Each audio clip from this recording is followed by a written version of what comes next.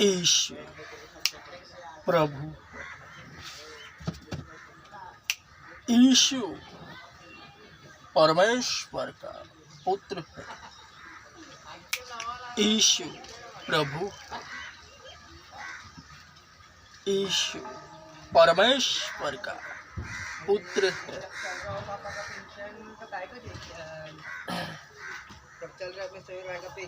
यहोवा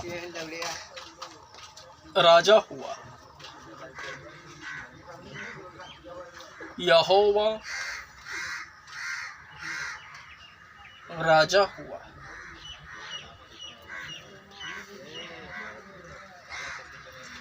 यीशु के पहाड़ी उपदेशों का उद्देश्य एवं रहस्य, उद्देश्य तो यही है उसके विषय सुनना कि उसने क्या कहा। यही उसके उपदेशों का उद्देश्य है।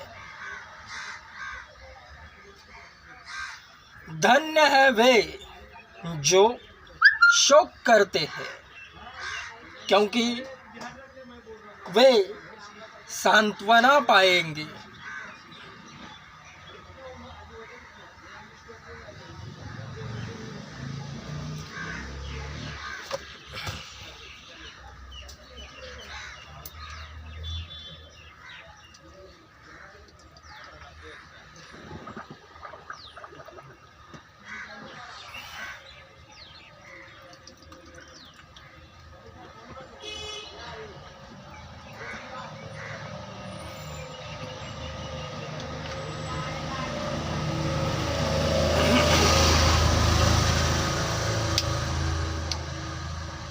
धन्य है वे जो शोक करते हैं, क्योंकि वे सांत्वना पाएंगे।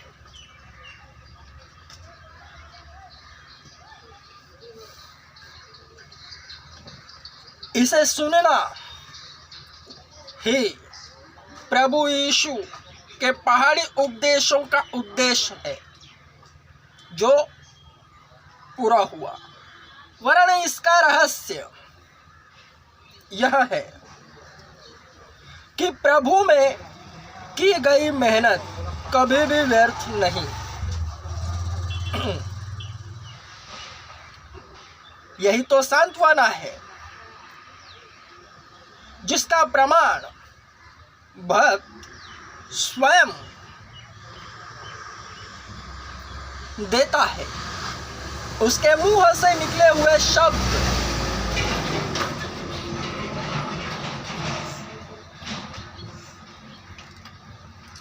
इसकी प्रतीति करते हैं।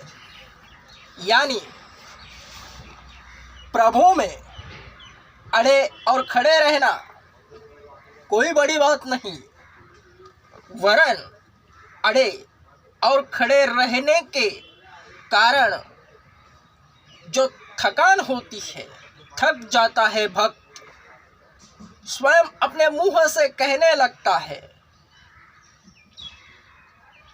जो आत्मिक रिश्ता होता है भक्त और भगवान का, उसी के अनुसार वह भक्त भगवान से वार्तालाप करता है और वचन की पुष्टि कराता है। अड़े और खड़े रहकर मैं थक गया हूँ।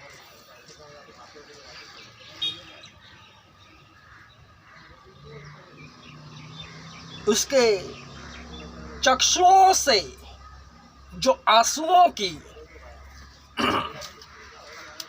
खूबसूरत धारा बहती है,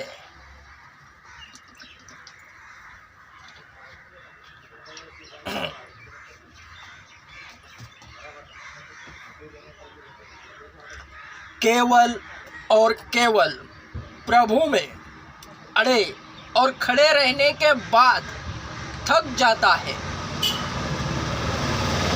वचन पूरा होने लगता है, हो चुका कि प्रभु में की गई मेहनत कभी भी व्यर्थ नहीं, वरन उसका प्रमाण स्वयं अपने मुंह से देता है।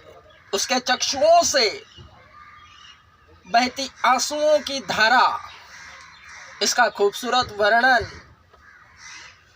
निशब्दता से करती है, क्योंकि उसके लिए कोई शब्द नहीं जो उसकी भक्ति का वर्णन करे। शोक यही तो है। शोक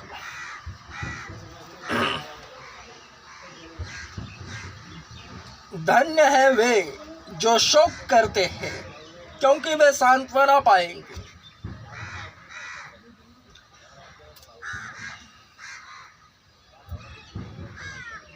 रहस्य यही है, अड़े और खड़े रहने से भक्त थक जाता है।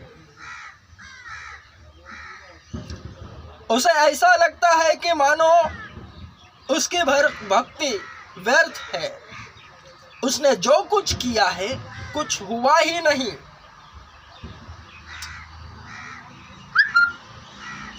ऐसा जब उसे लगता है तब वचन पूरा होता है। शोक यही तो है।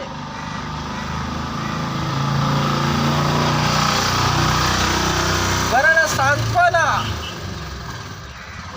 भी यह है कि प्रभु में की गई मेहनत कभी भी व्यर्थ नहीं। वचन मिलने के बाद भी शोक जारी रहता है।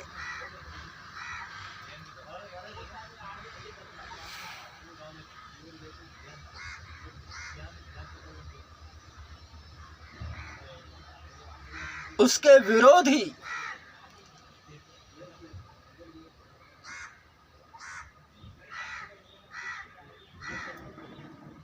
स्वयं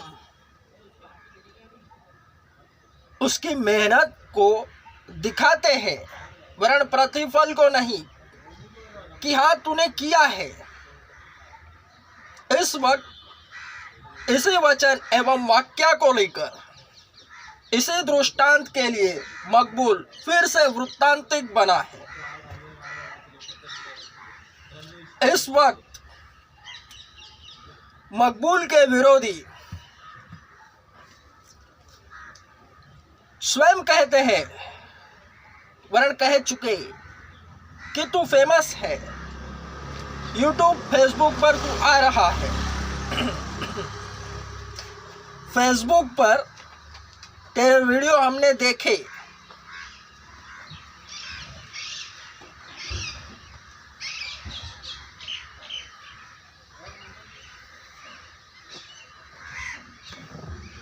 इससे मकबूल को मज़ा नहीं आ रहा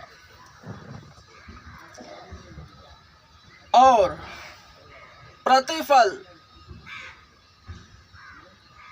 परमेश्वर के राज्य को आते देख स्वयं मकबूल के मुंह से निकलेगा, अब मज़ा आया। क्योंकि विरोधी जानते हैं, इस वक्त मैं भी नहीं जानता कि फेसबुक पर मेरा ओरिजिनल पेज दूसरों के मोबाइल में कौन सा है। यह वीडियो जहां अपलोड करूंगा स्वयं आज ही की बात है। जिसने पहला लाइक किया है आज 2-3 घंटे पहले, वह स्वयं इसकी कबूली दे चुका है। मैं फिर से कहता हूं, मकबूल केवल और केवल इसी को लेकर मसीहत का प्रचार एवं जितने भी बीमार हैं उनकी बीमारी स्पष्टता से कहता हूं, संसार की संस्कारी लैंग्वेज में दुष्टात्माएं यीशु ने जिस शरीर को धरा है उसी के आवाज से डरती है, चीखती है, चिल्लाती है और भाग खड़ी होती है। वरन पकड़े कौन जाते हैं जो 2 दिन के होते हैं।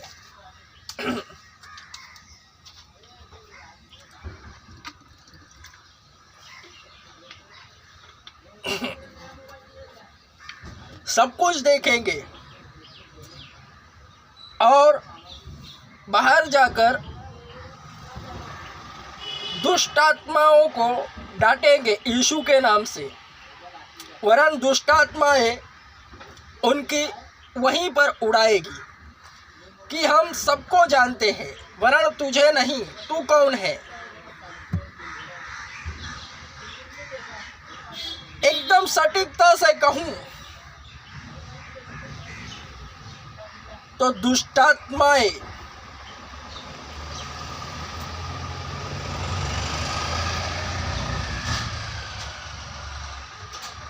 जो झूठे होते हैं उन्हें एक्सपोज करती है।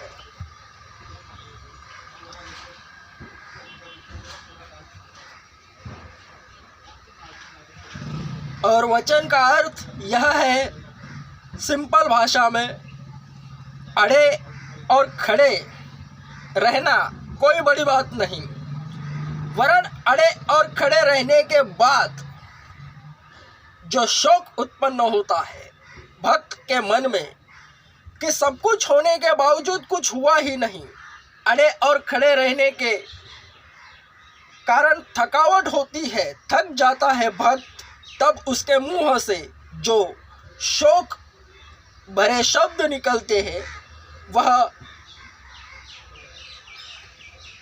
उसी भक्त के लिए है और वही भक्त इसका विवरण करता है। और जितने उसे सुनते हैं, देखते हैं और समझते हैं,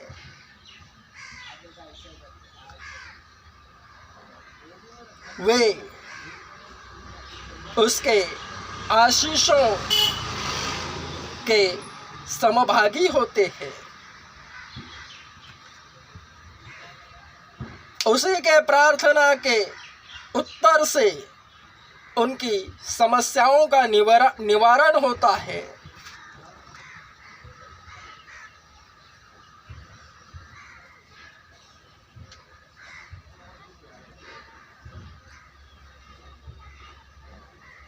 दुनिया का सबसे बड़ा चर्च ओपन कर रहा हूँ, वरन मैं खुद हूँ, मेरे पास आओ।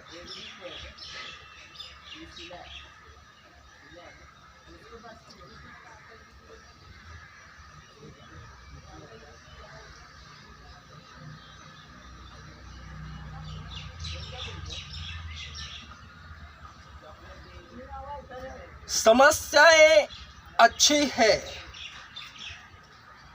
वही गवाही बनाती है।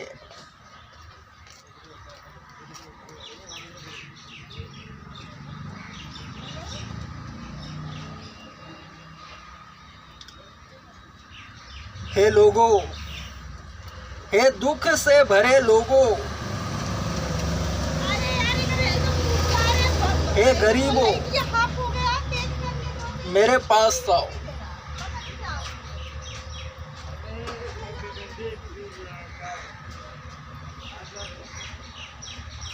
चर्च ओपन कर रहा, वरन मैं खुद हूँ, आ जाओ। आमेन, स्ट्रॉन्ग आमेन।